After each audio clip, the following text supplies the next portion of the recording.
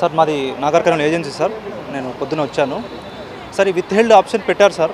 With held పెట్టారు, మరి దానికి ఏ రీజన్ వల్ల పెట్టారో తెలుస్తలేదు సార్. అంటే విత్ హెల్డ్ ఈ ప్రాపర్ అయితే ఈ రీజన్ వల్ల విత్ హెల్డ్ పెట్టామని చెప్పారు. విత్ హెల్డ్ చెప్పామంటే అయితే ఒక విదేశాంగ మంత్రిని కలిస్తే ఈ ప్రాబ్లం రిజాల్వ్ అవుతుందేమో అనుకుని ఇప్పుడు మన గవర్నమెంట్ ప్రకారం అయితే విదేశాంగ మంత్రి సీఎం సార్ దగ్గర ఉంది సార్.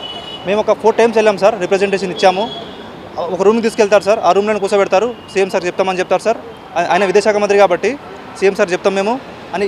దీంతో ఈరోజు పొద్దున వెళ్ళాం సార్. సార్ రేపు ఎమర్జెన్సీ ఉన్నది రేపు మాకు అపాయింట్మెంట్స్ ఇస్తున్నారు, మేము సీఎం సార్ని కలవాలి సార్ అని చెప్తే వాళ్ళు దరిదాపులకు రానిస్తలేరు సార్. ఏమన్నా అంటే మేము మఫ్టీలో వస్తాం, మిమ్మల్ని ఒక వ్యాన్ ఎక్కిస్తాము అని భయపెడుతున్నారు సార్ అక్కడ పోలీసులు. సార్ నాకు ఇది మాకు తెలియదు సార్, ఇదైతే తెలియదు. అక్కడైతే మమ్మల్ని పోలీసులు మాత్రం ఒక మాట అయితే చెప్పారు, మీకు 2 times ఛాయిస్ ఇచ్చాము, మేము సీఎం సార్ని కలిసే పద్ధతే లేదు సార్. మాకు చెప్పండి సార్, మరి సీఎం సార్ని ఎట్లా కలవాలో మర్యాద కూడా అడిగాం సార్.